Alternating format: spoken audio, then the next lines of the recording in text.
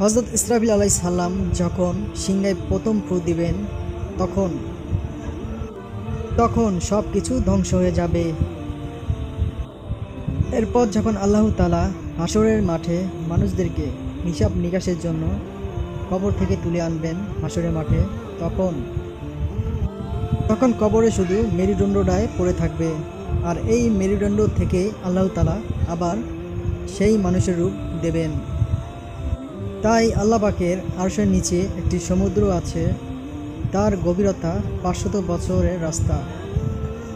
তখন সেই সমুদ্র থেকে আল্লাহ তাআলা বৃষ্টি বর্ষণ করবেন, ফলে মানুষের মেরুদণ্ডে আবার রক্ত মাংস পরিপূর্ণ হয়ে যাবে।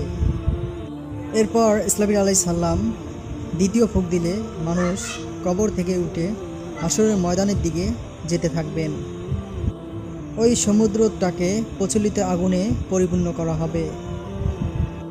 তখন হাসরের মাঠ তার মাঝখানে কায়েম করা হবে, অর্থাৎ হাসরের ময়দানে সবাইকে চারদিক দিয়ে ঘিরে রাখবে আগুনের সমুদ্র। তখন হিসাব নিকাশ শুরু হবে। হে আল্লাহ, ওই দিন আমাদের আমলনামা সহজ করে দিন। তাই ইসলামিক ভিডিও ভালোবেসে থাকলে আমাদের চ্যানেলটি সাবস্ক্রাইব করে সঙ্গেই থাকবেন। অবশ্যই একটি শেয়ার, একটি লাইক করতে ভুলবেন না। আল্লাহ হাফেজ।